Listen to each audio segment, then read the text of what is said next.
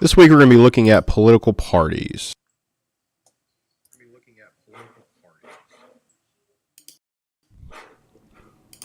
Essential question: how have individuals coalesced into organized political groups, and how do these groups influence policy?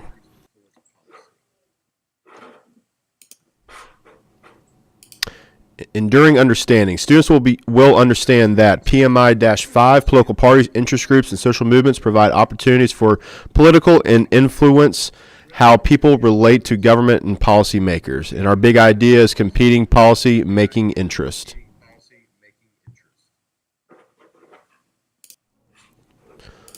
Learning objectives. Students will be able to PMI-5.C, explain why and how political parties change and adapt, and PMI-5.D, explain how structural barriers impact third-party and independent candidate success. Essential knowledge. Students will know that parties have adapted to candidate-centered campaigns, and their role in nominating candidates has been weakened.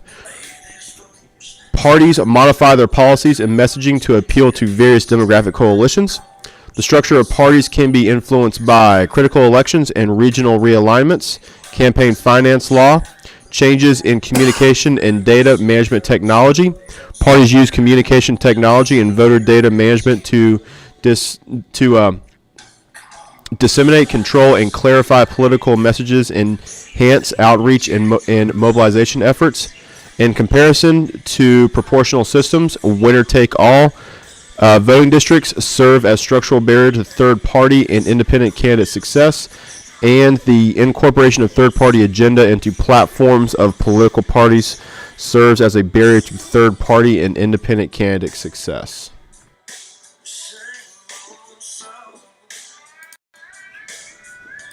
Florida standards. Evaluate the origins and roles of political parties, independent groups, media, and individuals in determining and shaping public policy.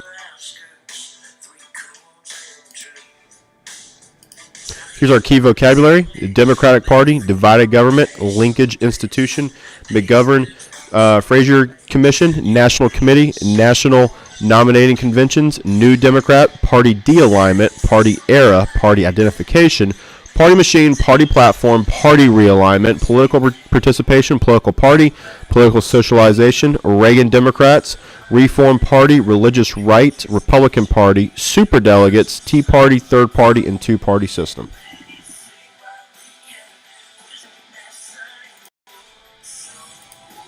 Okay, so we're going to start off this week's lesson on a cartoon. It's very, very appropriate for this lesson. So this is from, I believe, 2006 for the Texas governor's race. And what it shows here is just all of the obstacles that if you're a third party or an independent that you have to jump through just so that you have a fighting chance to win the election instead of being a Republican or a Democrat. So this is going to be a foreshadow for basically the role and what political parties do for this whole entire lesson.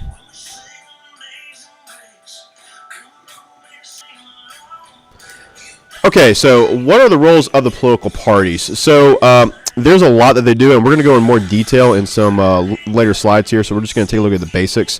So they are a party in the electorate, all the people who associate themselves with one of the political parties, whether it be Democrat, Republican, Libertarian, Progressive, etc.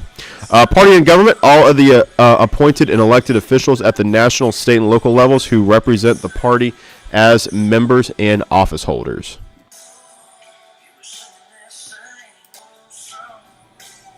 We have parties in the organization, all the people at the various levels of the party organization who work to maintain the strength of the party between elections, raise money, and organize the conventions and party functions. So if we take a look at kind of like what the roles of the political parties are, it can be down to the voter. So like in the state of Florida, what we have is a closed primary state. What a closed primary state is that during the primary election season, only registered voters of that particular political party can vote in that particular in that particular primary. So if you're a registered Republican in Florida, you can only vote in the Republican primary. Same thing with Democrats. If you're a registered independent, you're not going to be able to vote in the state of Florida when it comes to primary season. But in other states like South Carolina is an open primary state, so you just have to be registered to vote. There's no being a registered Democrat or being a registered Republican. You're just a registered voter.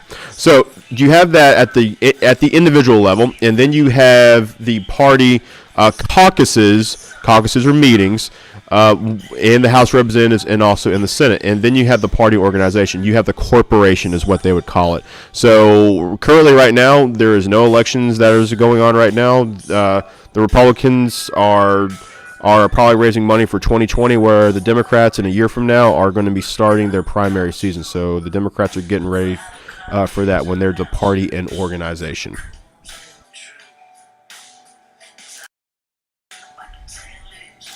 Okay, we're going to take a look at the different types of party systems out there. So the first one obviously is going to be one-party system. This is going to be communist countries like North Korea, Cuba, Vietnam, China, Soviet Union. One-party system, only one party exists. Membership is not voluntary, so that means that you must be part of the party whether you like it or not. And those who do belong to the party represent a small portion of the population. So what this means is that if you are a high-ranking official in the party, you are going to be given and granted different types of privileges. Okay, so if you're a high-ranking party member in North Korea, you are going to be allowed to live in the capital city of Pyongyang. You don't get to choose where you live, but you have the honor to live in that city.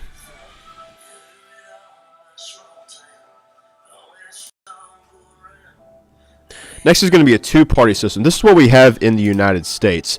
So there's a lot of great things in the Constitution, but the two-party system, there's a lot of believers in it out there because it helps grease the wheels of government and gets things done. But there's a lot of people who don't believe in the two-party system and thinks that it's destructive to our republic, and there's definitely argument for that. But in our Constitution, at first, if you take a look at Federalist 10, Madison warns us of factions, and George Washington said in his farewell address to not get involved in political parties. Political parties are going to be the death of this country, etc. But what the Constitution does is that with the establishment of the Electoral College and single-member congressional districts, it is going to, by mistake, create the two-party system. So the two-party system does a lot of good stuff when it comes to greasing the wheels of government, getting government to act. But what it also does, and this is what a lot of constitutionals like about them, is that it can also create gridlock. And if there's gridlock, then that means that there is going to that government is going to be slow and maybe inefficient, which when it comes to the freedom factor is going to go up. So some strict constitutionalists really do like that. But with the Electoral College system, it makes it difficult for third-party candidates to affect presidential elections. We're going to take a look at some in class, like 1992 with Ross Perot. Usually, in a two-party system, they have general consensus or agreement among citizens about basic principles of government. And then single-member districts promote the two-party system and avoids extremes in ideology. So when we take a look at political parties in general, when it comes to the presidential election, the Democratic Party and the Republican Party, they are either center-right, the Republican Party, or center-left. It's not quite really extreme. But what it does is that it keeps extremes at bay. So the reason why Bernie Sanders did not get the nomination, well, there's a faction in the Democratic Party during the primaries called superdelegates. We're going to talk about those later. And the superdelegates had several reasons, but one of the main reasons was that Bernie Sanders was a little bit too far left.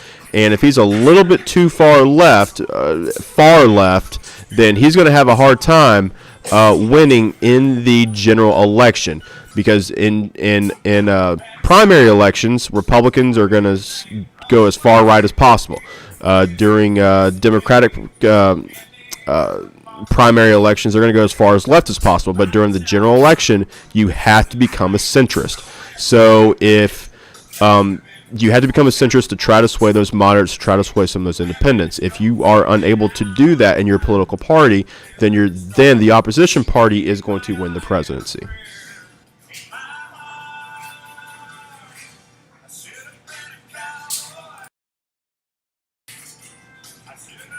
Okay, our last party system is going to be multi-party systems.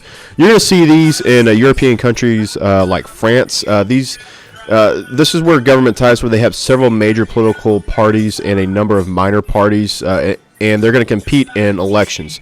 Many of these parties are going to be single-issue parties, and any party stands a good chance of winning. They want to give voters meaningful ideas, and there's no really clear majority vote. So what the political parties have to do, let's just take France. In France, you're going to see a lot of coalition building.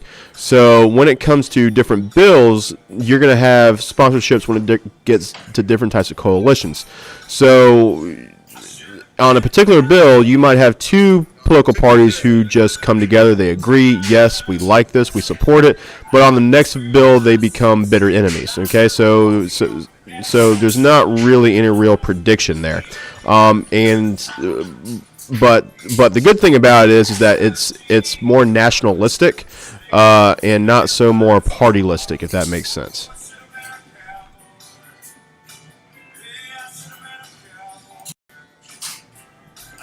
So we're going to look strictly now on the American political party system.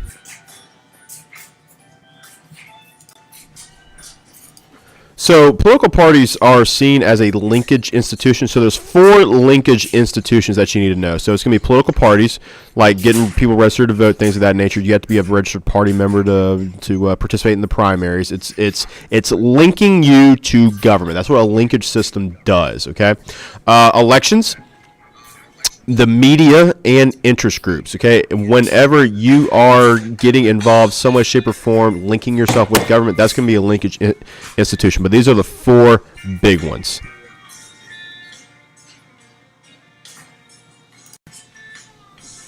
Okay, let's take a look at the two-party tradition. So we're just going to take a look at some history here on kind of the overall evolution of the two-party tradition in America. So the aim of the political party is to influence policy. The goal of a political party is to dominate government. So the theory is, if you dominate government, you're able to influence and dominate policy. So to succeed, parties must draw enough of the electorate into their organization and ultimately get the most votes to elect their candidate. So when Donald Trump was elected in 2016, when he was also going in what we call unified government. So what that means is that the Senate and the House of Representatives are of the same political party. So when Donald Trump was going into office in January 2017, he had majorities in both the Senate and in the House of Representatives. Well, we just had the 2018 midterms. Republicans lost 34, 36 seats in the House of Representatives, something like that. So now in the House of Representatives, it is dominated by Democrats, but the Senate is still dominated by Republicans. So what we have now is what we call divided government. So if one of the houses, or if the presidency is split, if there's a split in control of one of the 3 powers, and what I mean by that, it's the executive branch, the House of Representatives, and the Senate. So if there's one splinter in there, you are going to have divided government. So to succeed, if you want to avoid gridlock, you need to win elections. So examine political parties in 3 ways. Is the party as an organization. Again, we talked about that in previous slides. The party's relationship with the electorate and the party's role in government. So again, it goes to unified government versus divided government.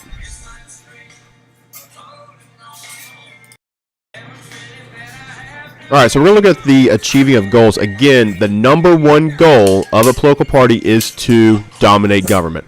But in order to do that, you have to achieve these other goals during the elections. So nominating candidates who can develop policy, sound policy and good policy, running successful campaigns, developing a positive image, raising money, articulating the issues during the campaign so that the electorate will identify with a particular party or candidate. So you're going to want someone who is going to identify as a Republican or a Democrat on everything, okay?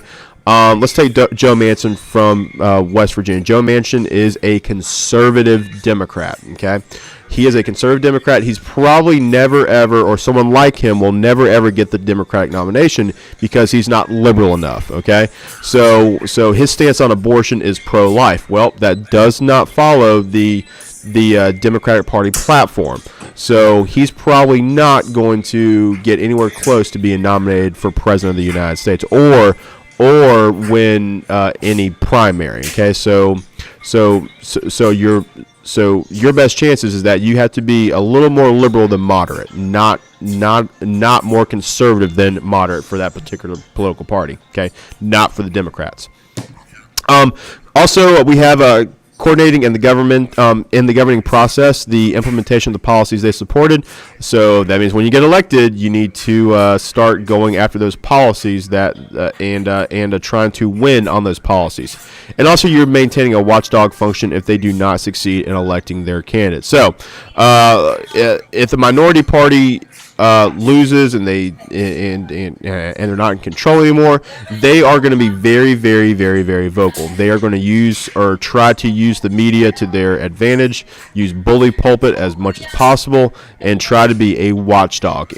Because again, your goal is to win elections, okay, to dominate government. So using that as a watchdog, you're being as vocal as possible. That might gain you support in the next election when it comes to the electorate.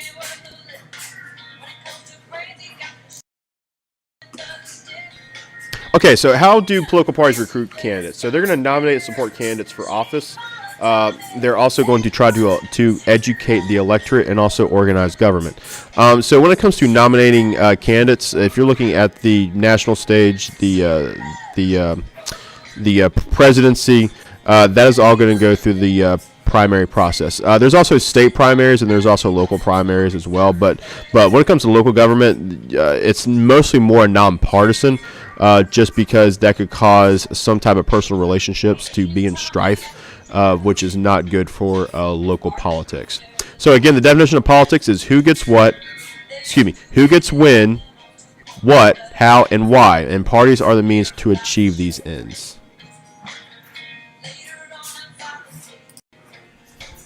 So let's take a look at party identification and membership. So, unlike North Korea or other communist freedom-hating countries, membership is voluntary. You can pay dues if you become a contributor, but that's totally up to you. But if you are a registered voter, though, you don't pay dues. Okay, so like if you are a member of the Republican Party, okay, that means that say, hey, I'm joining this party, I'm going to volunteer for it, I'm going to pay dues for it. That's when you're going to be a lot more involved. If you are just your average Joe Schmo everyday voter who has to register with a political party when you're at the DMV, this is a little bit different. Okay, that means you're a registered Republican. But if you are a member of the Republican Party, that means that you pay dues. You might get some perks, etc. Like I had a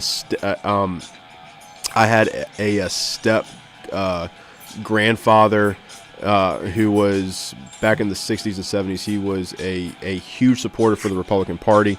So whenever some huge Republican would come to town, he would get a personal invite.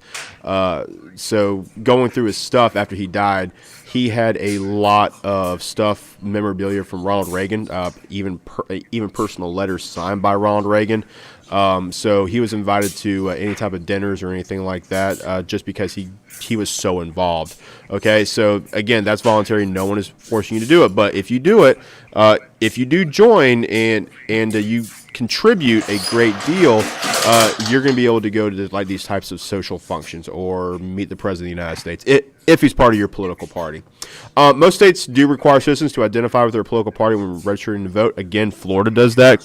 We call these a closed primary state. Some other states like South Carolina, it's an open primary state. You don't have to register with a political party, and during the primaries there, you can choose. You can choose which political or which primary that you want to be a part of. But you can only choose one unless you're Louisiana. In Louisiana, it's a open primary state ish, and you can vote in both of them if you so wish. Okay, that's kind of what they do there.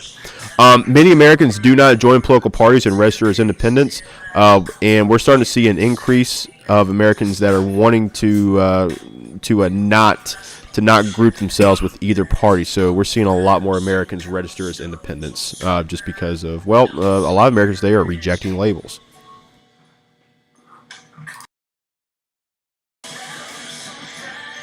Okay, we're going to look at some quick history on the two-party system. So the Constitution did not call for political parties. The founding fathers did not intend to create them. They're just going to come out later on with the Federalists and the Anti-Federalists. We're going to start seeing that early on at the Philadelphia Convention, trying to get the Constitution passed. Federalist 10 is going to warn us of factions. George Washington is going to warn against the baneful effects of the spirit of the party. He's the only president that was not associated with the party, even though he did favor more of the Federalist principles. And we're going to see early conflict between the Federalists and the Democratic Republicans. So we're already going to see, even on day one, the differences between the two political parties.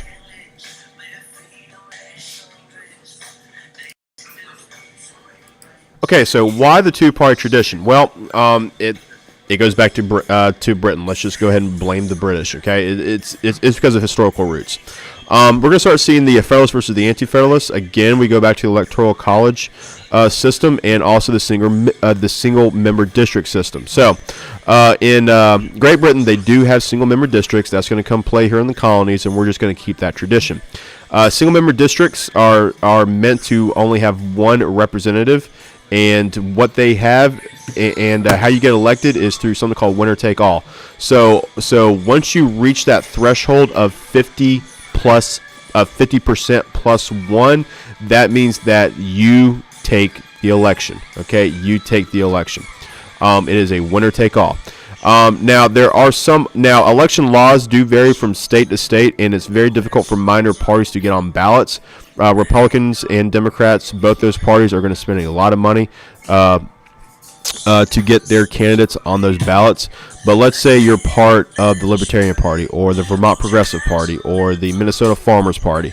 Those parties are going to have to work a lot harder just to get the signature requirements, because you have to get thousands of voters throughout the whole entire state just to get your name on the ballot, and you got to pay money to get your name on the ballot as well. Some do a better job than others, like Libertarians do a decent job at it, but some other political parties like Communist Party USA, not so much. So they have a much harder time just because of state laws.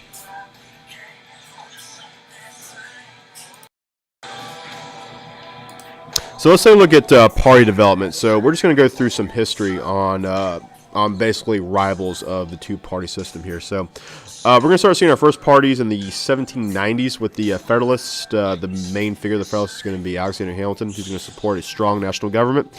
And then we have the Democratic Republicans by Thomas Jefferson. The Democratic Republicans are going to be the Anti-Federalists, but in the election of 1800, Thomas Jefferson is going to tell his supporters, hey, we just can't have the name the Anti-Federalist Party. That just sounds too negative. So we're going to change our name and become the Democratic Republicans, but we're going to still have the same principles. We're going to support states' rights, and we're going to be for a less powerful national government. So these two are going to be battling each other for the next 20 years or so, and then they're going to change into something else, like the Democrats and the Whigs.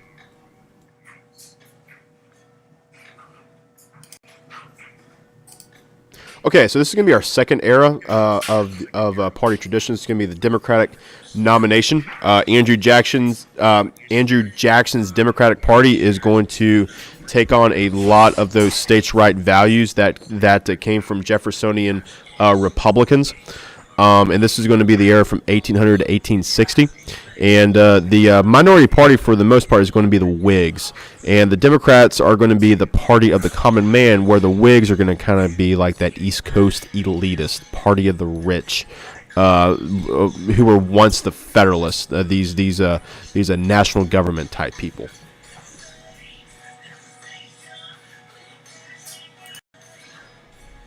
So our third wave is going to be Republican, the GOP, the Grand Old Party domination, the party of Abraham Lincoln. So the Democrats are going to win a great deal in the 1840s and in the 1850s. So in the 1850s, we're going to see a new party emerge called the Republican Party. So you're going to have three different political parties that are going to form into the Republican Party.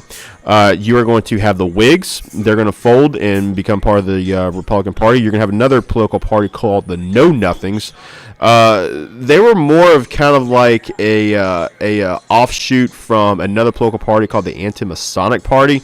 And what's really kind of funny out of these two parties is that the Anti-Masonic Party believed that the Masons were gaining more and more power, and they were going to control the government, and their whole loyalty was going to be to each other, and it's just conspiracy theories. But many of them are going to create their own party called the Know Nothing Party, and their platform is Know Nothing. But what's really ironic about these people who were once anti-Masonic is that they're going to kind of create their own little social order and have these secret passwords and secret handshakes and whatnot. Well, they're going to fold as well because they don't have a winning platform at all, because there's a reason why they're called the Know Nothings. And then you have the Free Soil Party. The Free Soil Party is going to be mostly of northern states, that we don't want slavery to expand here or anything like that. So you have these these three different factions, and they're not very pro-immigration as well. The very, very, very pro-American parties. So you got these East Coast elitist Whigs, these wannabe fraternities in the Know Nothings, and then you're going to have these anti-slave people, and they're all going to form up into what is going to be the Republican Party. And the Republican Party in the late 1850s, 1860, Abraham Lincoln is going to be our first Republican nominee, and it is going to start as a third party, but the overall platform of the party in the 1860 election is going to be to oppose the spread of slavery. Not necessarily stop slavery, but oppose the spread of slavery into the territories.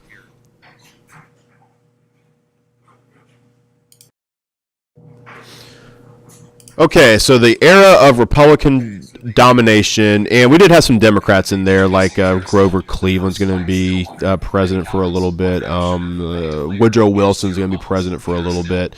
But the Republican domination is going to come crashing down with, well, no pun intended, with the crash of the stock market in 1929. So we're going to see the return of Democrats from 1932 to 1968, mostly because of the Great Depression.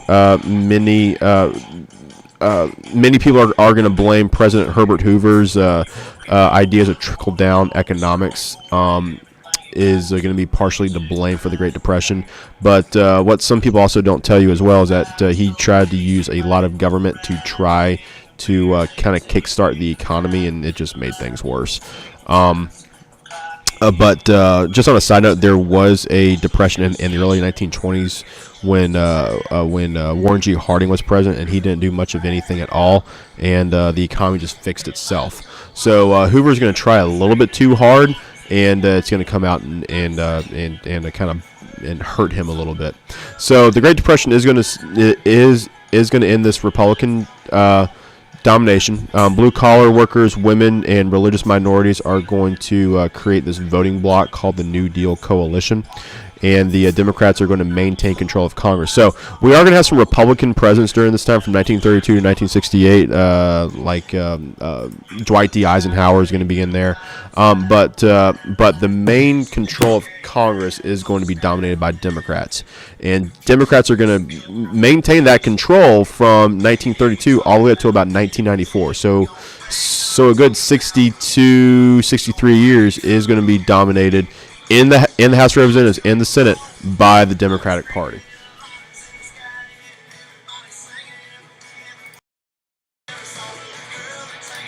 Okay, so what we have now is going to be a term for divided government. Some people are going to say, well, what about the 2000s? I mean, like George W. Bush had healthy majorities in both House of Representatives and the Senate. Well, that's true, but that's only going to last for about 6 years. He's going to lose big in the House of Representatives in 2006. But during the Reagan years, during the Nixon years, the Ford years, even when Obama was president, Obama only had domination by the Democratic Party for only 2 years. The remainder 6 years was definitely with divided government. He had to work with a House of Representatives that was dominated by Republicans, and then in 2014, his last 2 years, the Senate flipped Republican. So it really has been. I mean, shoot, look at today. The House of Representatives is dominated by Democrats right now, even though the Republicans control the Senate and the White House. So even from all this time, 1968 to today, it is going to be divided government. But it's going to be kind of a back and forth flip between Republicans and Democrats. Okay, so it's kind of like, well, Democrats are going to be president for 8 years. The Republicans are going to be president for 8 years. You might have some 4-year ones like Jimmy Carter is the Democratic president from 1977 to 1981, or with George H.W. Bush from 1989 to 1993. But with George H.W. Bush, he is going to be on the coattails of success from the Reagan administration from 1981 to 1989. So you are going to see a little more Republican dominance in the White House, but it's going to be mostly divided government in the House of Representatives and the Senate. So what is divided government? Divided government has characterized American institutions when one party controls the presidency and opposing party controls parts of Congress. And the division is going to create gridlock. And when opposing parties and interests block each other proposals, creating political stalemate. Well, you can see that with the government shutdown of 2018, 2019, okay? Because there's definitely gridlock just because of differences on the budget.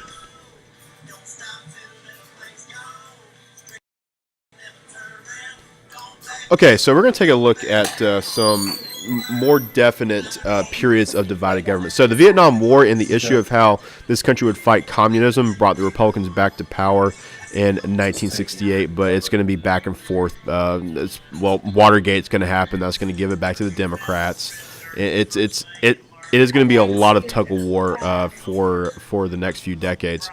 In 1980, Ronald Reagan is going to create this Southern strategy. He's going to take what Nixon used a Southern strategy in 1968, but Reagan's going to perfect it in 1980. So the overall theory is in presidential elections is that if you are able to sweep the South, and what I mean by sweep the South, that means all Southern states vote for you, you are basically going to win the election. That still has some theory today, but it's starting to kind of die out a little bit, and the reason is because of Virginia. Virginia was a solid Republican state until about 2008, where it has flipped blue. So if Virginia went back to red, again, the Southern strategy would be alive and well. But the main problem is Virginia, especially for Republicans. Yeah, I know that. So periods of divided government is going to be the 1994 Republican Revolution, when Bill Clinton is going to lose quite a lot of seats in the House of Representatives. I think it's 60 or 65, a great deal of of loss. Now, when you're taking a look at presidential elections, okay, historically speaking, presidents are going to lose allies in the House of Representatives and possibly the Senate, because Americans they start to lose favor with whoever the president is, even after they were elected. So it's not unprecedented if the president loses one of the houses of Congress his first midterm. Okay, so it's just a fact. President Clinton has seen it. President Bush saw it in his second term. Barack Obama saw it in his first midterm election. President Trump saw it in his first midterm election. The 2006 midterm elections is going to be a huge turnaround for the Democrats because George W. Bush is going to lose both chambers in the 2006 midterm elections. And the 2010 elections, Barack Obama is going to lose a lot of support. I think with both combined, with all combined seats in the House of Representatives, I think he. Don't quote me here, but I think it's between 60 and 70. So it's quite a lot of support that he lost, and what we call this is a wave election. So this was a wave election. Some people would say that Donald Trump's midterm election was a blue wave election, and to some prospect that is true. 30 is a significant number, but not nearly as 2010's red wave with Barack Obama.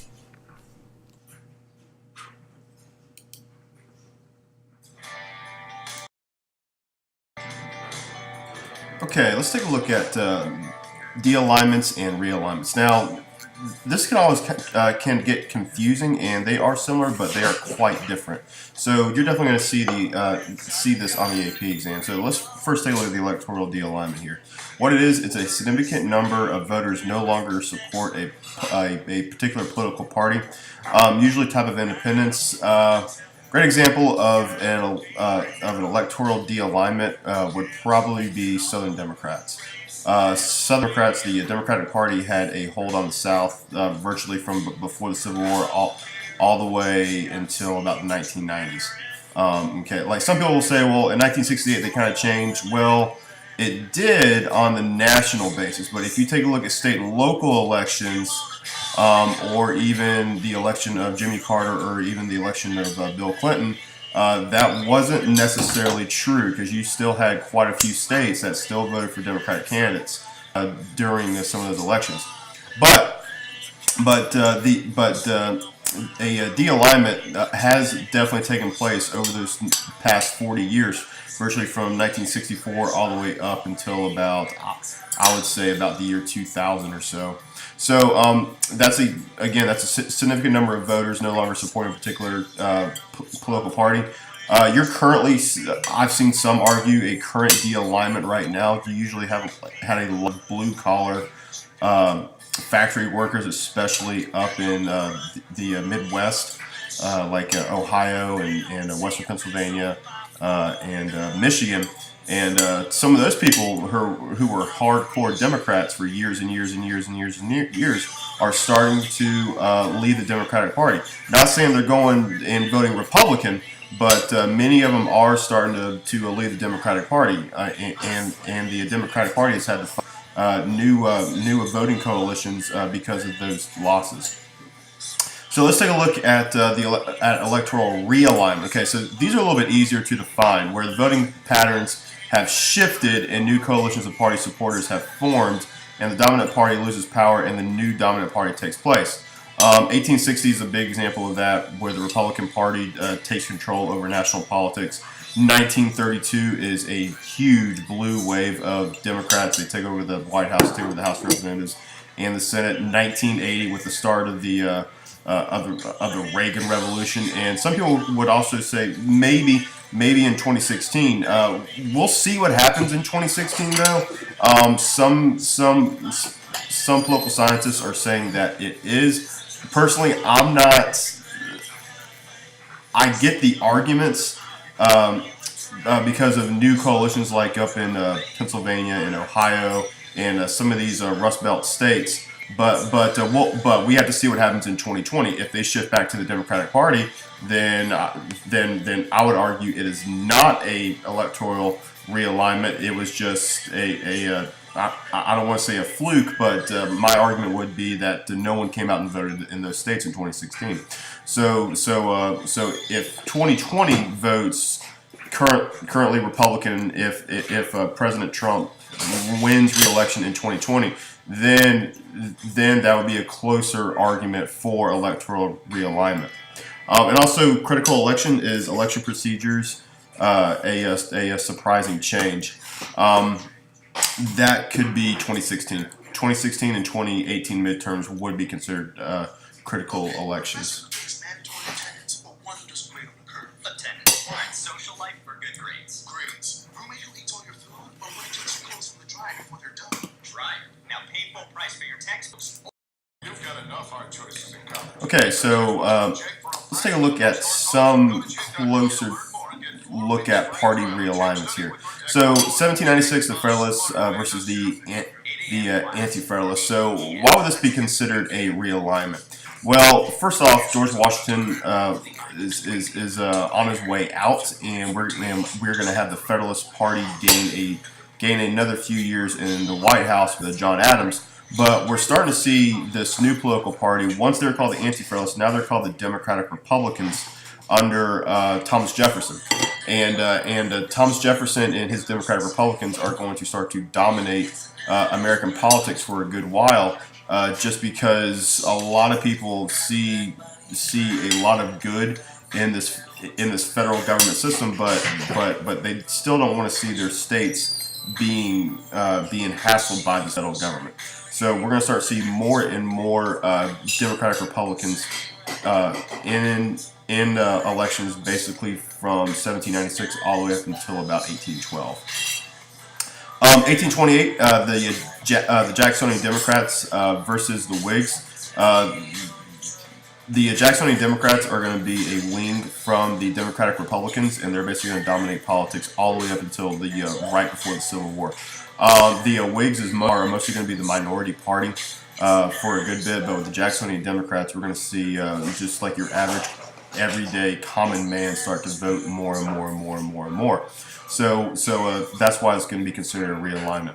1860, we're going to have two major Republican eras. We're going to have the Civil War Republicans, and then we're going to have about the 1890s or so, all the way up until about 1920s, late 1920s or so. After Herbert Hoover, these post-Civil War Republicans, radical Republicans, civil rights Republicans, and then we're going to have our Gilded Age Republicans. People like Benjamin Harrison, or William McKinley. Basically, people who are controlled by these huge capitalists, these captains of industry like Andrew Carnegie or John D. Rockefeller. But what you're also going to get as well is kind of like a splinter from that last Republican era to have more progressive style politics. The Republican Party is definitely during this time is considered the more liberal party wing in the early 1900s. Things like with Teddy Roosevelt and William Howard Taft. And then it's going to be back to an age of conservatism in the 1920s. The stock market is going to come all crashing down, and people are going to say, okay, well, we need to have, in 1932, this whole entire New Deal coalition. Basically, the Democratic Party is going to dominate politics in the House of Representatives and to a point, the White House all the way up to about Ronald Reagan. So since Ronald Reagan, we are in the era of divided government, where the president is of one party and the House of Representatives is maybe of another party, and then the Senate it's either one of those two. So it's when one party dominates one part of the government and another party dominates the other part of the government. Currently today, it's January 2019, we are in a divided government era. President Trump's Republican, the Senate's Republican, but the House of Representatives is dominated by Democrats. So if you want to get anything done, you're going to have to make compromise, and both sides are going to have to compromise to try to get anything done.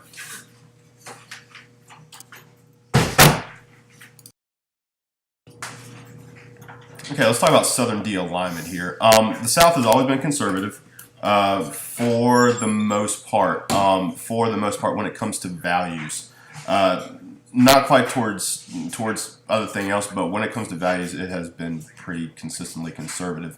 The South is now, a lot of history teachers and professors will say, well, the South flipped in the election of 1968.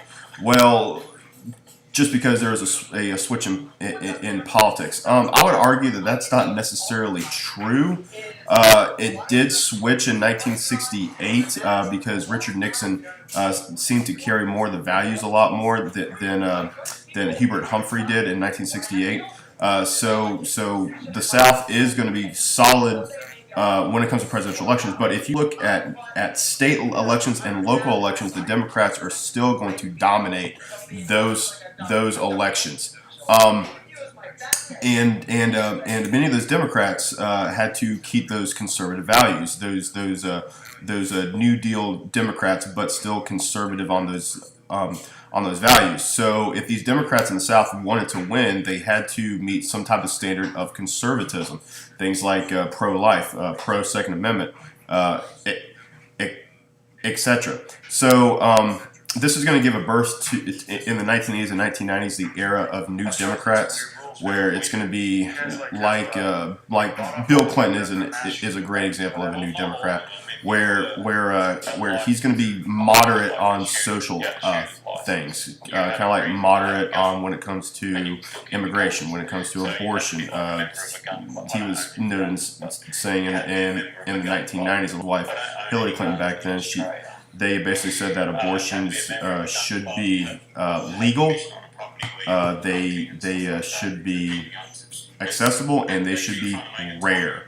Rare, where it's the last line, like that's it. That's it. Just very, very rare. When it comes to government spending, balancing the budget. When it comes to traditional marriage. That was kind of like the era of New Democrats back in the 1980s and 1990s, and many of them were Southerners. So it's not going to be until about 2000 where the South is going to start to unseat some of these local and state elected races to tend to be more and more Republican. So Democrats that do run in the South nowadays, they are of that New Democratic era, like Joe Manchin from West Virginia. He is a conservative, what we call blue dog Democrat. He's pro-Second Amendment, pro-life. It's all about balancing the budget. So if Democrats do want to win in the South, you still have to have that kind of like that conservative type of value. Same thing for Republicans up north. There are such thing called Northern Republicans. They seem to be more pro-choice, very pro-business, but they might be a little bit moderate when it comes to gun rights. So what we call those up north are what we call rhinos. It stands for Republican in name only. So, but to sway votes up north, they have to get liberal voters to support them. So that's why Republicans up north tend to be a little bit more liberal, whereas Democrats down south tend to be a little bit more conservative. It's like the automatic, semi-automatic. Oh, like an AR? Yeah. Pump actions are being taken out now. So next couple slides are just like self-reflections here. So if we take a look at 1994, 1994 midterm elections, a lot of people call these the start of the Republican Revolution. So President Clinton has been in the office now for almost 2 years, and he's going to have a Democratic controlled Congress, and Democrats have had control of Congress for 40 plus years. When it comes to domination, they have dominated except for a few times here and there, like in the 1950s, they have dominated the House of Representatives and also the Senate. So the big question was 1994 considered a realignment. So just test yourselves if you think it was a realignment. Why was it a realignment, and what was the overall effect to the Clinton administration? Did he stay liberal like he was in 1992 and 1993 and most of 1994, or did he have to become more moderate and maybe had to be conservative on some issues that went into law?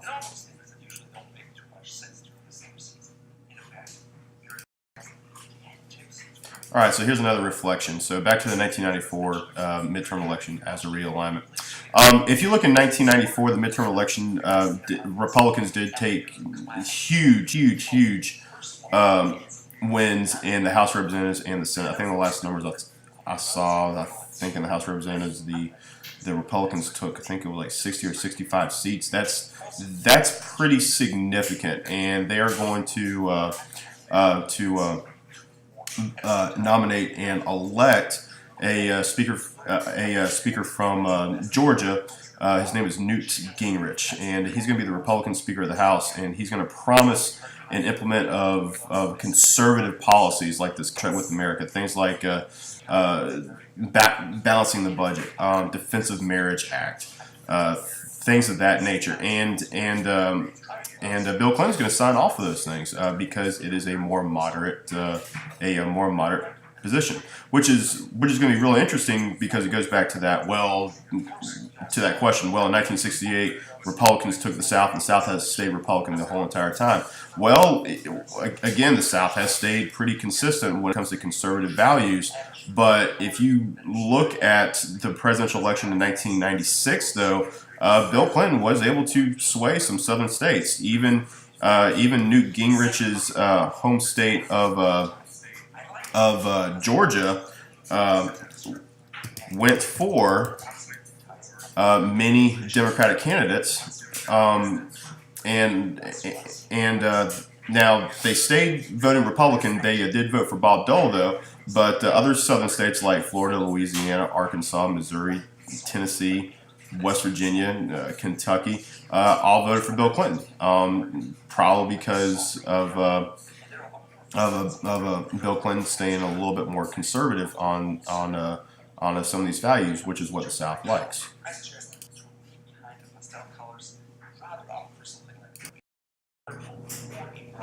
Okay, let's take a look at the Tea Party movement here. This is going to splinter from the Republican Party in 2010, and it's going to still endorse Republicans, but it's going to be a very, I want to say extreme, but very, very far right looking types of policies. So their principles are going to be forms of government must abide by boundaries set forth in state and federal constitutions. So what that does is that it's going to be an idea of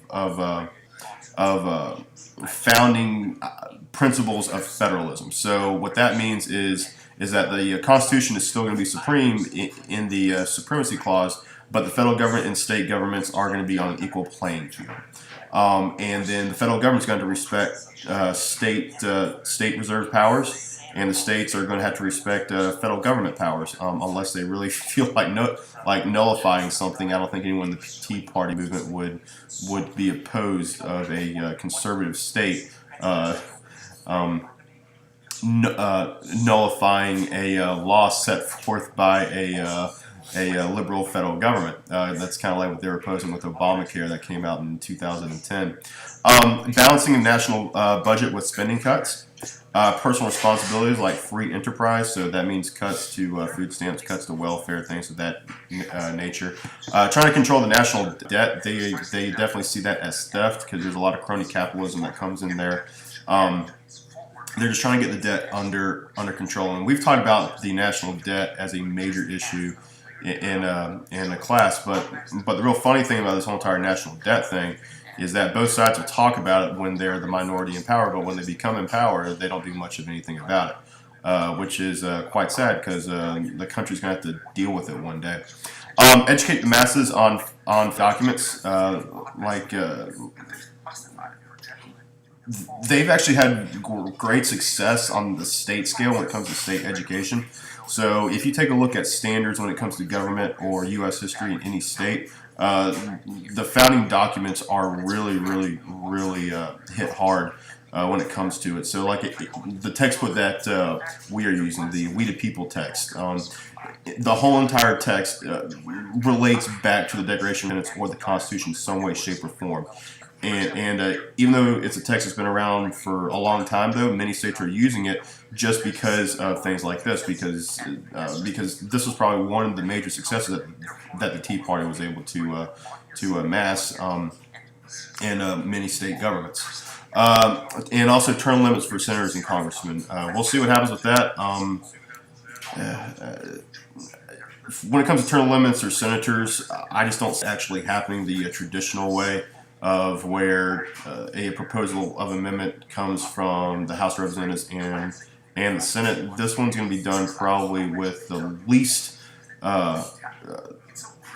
traditional way to propose a constitutional amendment, and that's through a convention of states. So we'll see what happens with that. But when it comes to term limits, they're not going to succeed in the House of Representatives or in the Senate with the proposal of the constitutional amendment. So it's going to have to go through the Convention of States, which some former senators, like Jim DeMint of South Carolina, is actually the chair of the or he was the chair of the Convention of States to try to get things like this and a balanced budget amendment passed.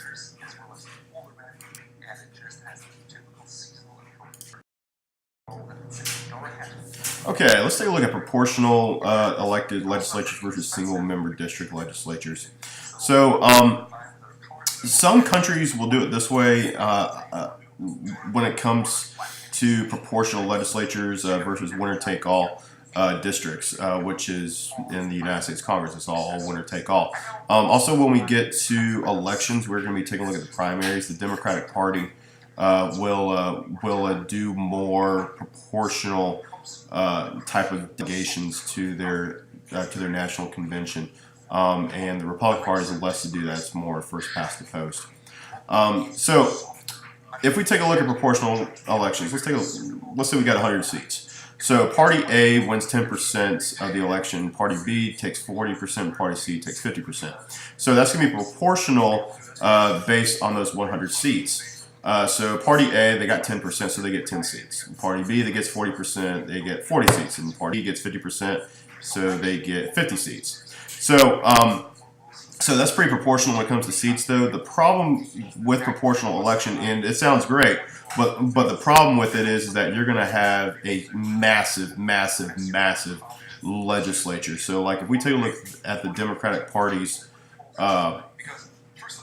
delegate seats when it comes to the national convention, they have over 3,000 delegates, over 3,000. European countries will also use this proportional elected legislatures system. If we take France, their national congress is over 1,000 people.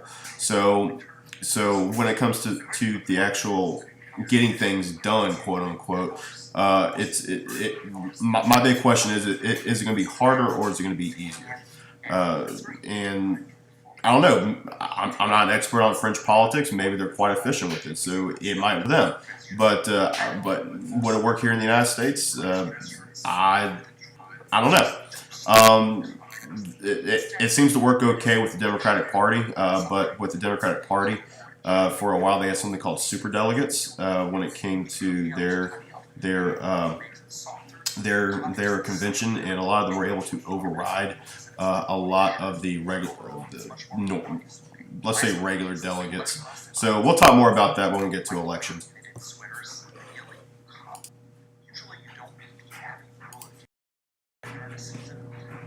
Okay, let's talk about third parties here. So there are a few minor party candidates have been elected to Congress, but not for the presidency. The only third party candidate that has come close in the past 100 years of presidential history, or 120 years or so, is probably Teddy Roosevelt in the election in 1912 with his Bull Moose Progressive Party. He came in second place to the Democratic Woodrow Wilson, and then third place came William Howard Taft of the Republican Party. The problem with third parties, though, is that if your party splinters during a presidential election, you're probably not going to win that presidential election. That happened in 1912 with the Progressive Party, they basically splintered from the Republican Party, and when you have a split in a party like that, you're not going to win an election. That was just a walk-in for the Democratic Party. Libertarians tend to vote more Republican, though, on national elections. Like, you did have Ross Perot in 1992. He gained pretty close to 20% of the popular vote. Gary Johnson in 2016, I think he got maybe about 5 or 6%. Not quite like Ross Perot, but he did better than he did in 2012. We'll say that much, because I think he only got like 2% in 2012. But the problem with third parties, though, on the presidential elections is that you're going to split the parties. So if you take 2016 is just a bastion of all kinds of things that should have gone wrong. So if let's say Bernie Sanders and Hillary Clinton. Many of the super delegates that wanted Hillary Clinton to win was that the reason is because she was probably going to keep favor when it comes to the whole entire party.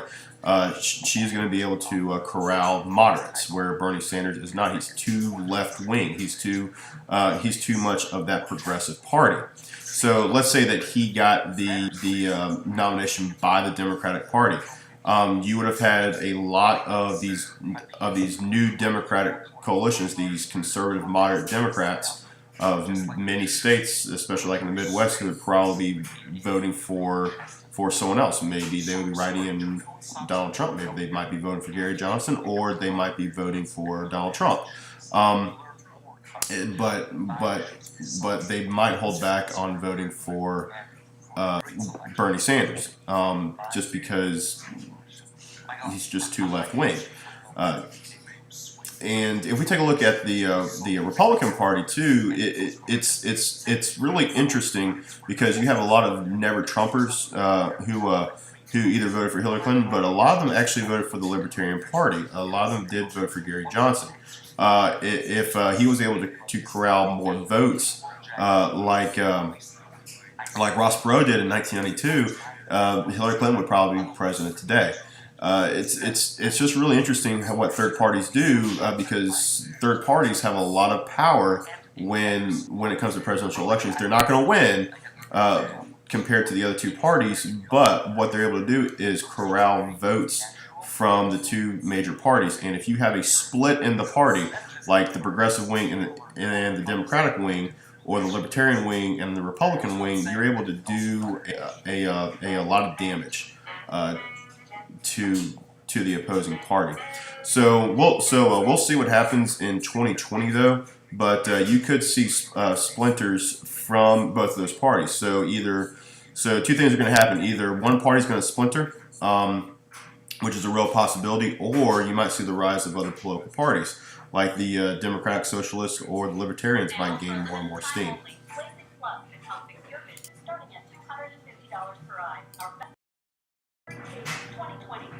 Okay, so let's take a look at types of third parties.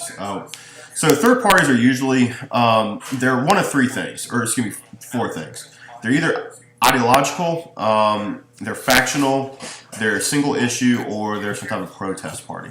So if we take a look at ideological, those based on a particular set of social, political, or economic benefits. These could be libertarians, communists, or the Democratic Socialists. Splinter or factional, these who split away from one of the two major political parties. Democratic Socialists is definitely a faction in the Democratic Party today.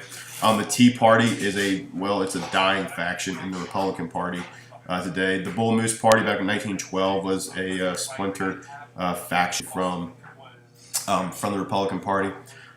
Single issue parties that concentrate on single public policy matters, like right to life or prohibition parties. You see these come up every now and then. Right to life's been around since the 1980s or so. But when it comes to European politics, though, most of those parties, even the major ones, are usually single issue parties. And then you have protest parties. These are usually rooted in periods of economic discontent, populist party, etc. And there's other parties out there that I would say are either protest parties or they're ideological. What they call as big tent parties. I would say libertarian is probably a great example of a big tent party. So it's just basically a party for everyone. Because if you look at the Libertarian Party, you have leftists, you have rightists in there, you have moderates in there. It's just basically a party where you have different factions, a big tent for everyone that could fit into that category.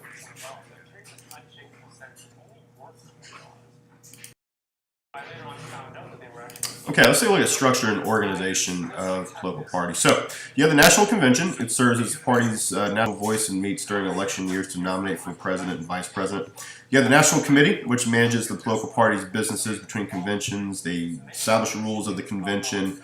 There's some new rules that the Democratic Party made up, I think, past year or two after the 2016 convention, because basically the superdelegates were able to take away a lot of delegate votes that were going to Bernie Sanders. So we'll talk about that when we get to our election chapter. National Chairperson, responsible for directing the work of the National Committee. Congressional Campaign Committee has a committee in the House of Representatives and the Senate that works to ensure the election or re-election of the party's candidates by fundraising and determining how much money will be spent and where. So, when it comes to these national committees or these congressional campaign committees, it's all about who's going to have the best chance to run, who is going to have the best chance to win, and how much money should be put there. So if we take a look at the Congressional Campaign Committee, if we take a look at Florida back in 2018, the 2018 Senate campaign between Rick Scott and Bill Nelson, that was probably the most costliest Senate race in 2018, just because of Florida just being a state that has a lot of population and it is a purple state. So the Republican Party and the Democratic Party wanted to spend a lot of money to corral those voters here to vote for their candidate. The Republican Party is not going to put a lot of money into a Senate seat in Wyoming. Why? Because Wyoming is always going to vote Republican. The Republican Party is not going to put a lot of money probably into a Senate seat out in California. Why? Because California is dominant Democrat. So why would they spend their money there? And the same goes for the Democratic Party. The Democratic Party is not going to spend money for a Senate candidate who is running in Wyoming, just because they know that money's not going to be well spent. And to know that, they'll take a look at polling, like Kansas. Kansas is a dominantly Republican state, but but the governor's race there was won by a Democrat. Why? Because he was polling very, very well there. So once the polls come out and they're somewhat accurate, they're somewhat consistent, when they'll probably start to put more and more money into those races. Again, the Democratic Party is going to spend money in California, but they're not going to base it there in California, just because they know that well, they don't want to spend too much money. They just know that California is going to be heavy hitters for Democrats. And then we have state and local organization. That's structured the same way as the National Committee, but more for local government. Even though most local government campaigns are nonpartisan.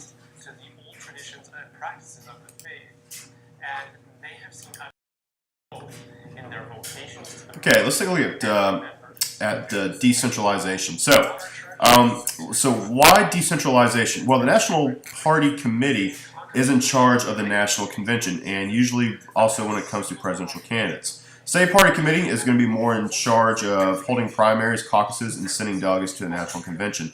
So the State Party Committee is going to be doing a lot of the heavy work compared to the National Party Committee.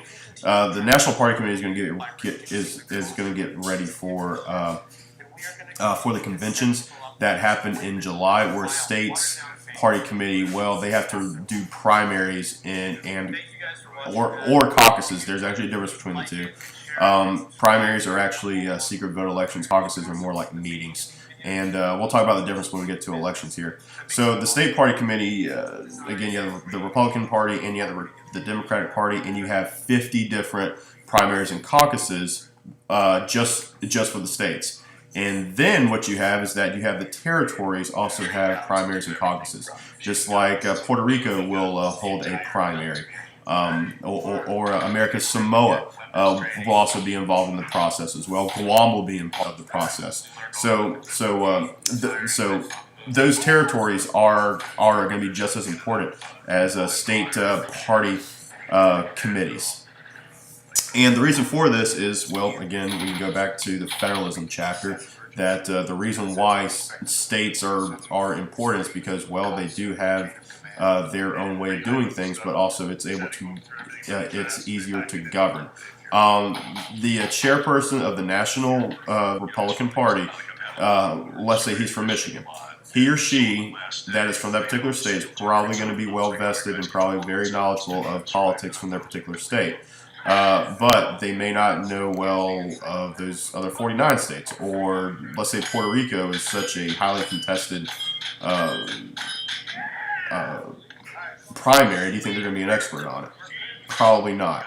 So this is where state party committees are going to come into play, because they are the experts when it comes to their state and how they do things. And plus, when it comes to voting, that's said in the Constitution, voting is a state issue. It is not a federal issue. So when it comes to voting, the only thing in the Constitution about it is going to be on the Electoral College. But when it comes to voting, like who votes and how they vote, and when primaries happen, and etc., that is done mostly by the states, except on the dates when it comes to the actual primary vote. That's set by the national party.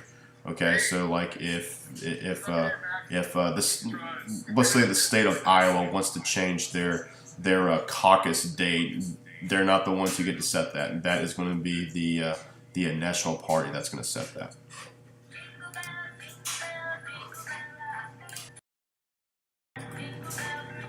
All right, so for the future, political parties have been in decline due to third-party challenges. And also, just a lot of people just don't want to identify with one political party or another. There has been a loss of support by party loyalists. Voters no longer vote straight party ticket, which is one vote for one party. Usually, you have a combination of different ones. There's a lack of perceived differences between the parties. A lot of Americans do believe that there is really no difference between the two. They're both corrupt, etc. Parties also go through reforms, and there's also methods of campaigning. But also currently, right now, again, it's January 2019. Both parties today, the Republican Party and the Democratic Party, are trying to redefine themselves. The Democratic Party today is a lot different than the Democratic Party in the 1990s. The Democratic Party today has gone more left wing, more of that progressive democratic socialist route. The Republican Party today is not. It's no longer the party of Ronald Reagan. There is a set in the Republican Party today that's still trying to hang on to those Reagan values, and those Reagan values are always going to be there, like low taxes. But the Republican Party today has taken more of a libertarian point of view. Things like free speech. Hate speech is also protected free speech. That is a freedom. When it comes to marriage, they don't. It's not really a big deal in the Republican Party these days to try to preserve the traditional way of marriage. They do believe that it is more of a religious aspect, though, but they just see something that they've kind of evolved because they see that government should not be involved in something like that. So you do see some of the old values, though, but they are starting to change. Whereas the Republican Party is going farther right, more of a libertarian type style of looking at politics, more freedoms, etc. And then the Democratic Party is starting to go more and more left, whereas they're looking for more equality of outcome. And also the methods for campaigning is also changing as well. Like I said, the Democratic Party is trying to do away with their superdelegates. Their super delegates have been in tradition since the 1960s, but after 2016, things are starting to change. So, per the Democratic Party, the only reason for the super delegates nowadays is to basically sway votes if there is a major issue in a particular election. So let's say California, let's say 50% want to go to Hillary Clinton, and the other 50% want to go to Bernie Sanders. That's when the super delegates are going to intervene. So they're trying to keep the superdelegate vote as rare as possible. So we'll see what happens with the future political parties. Both are trying to redefine themselves right now, but also many of them are losing a lot of support. And the reason is because, well, people just don't want to be associated with them. So we'll definitely see what happens in the future.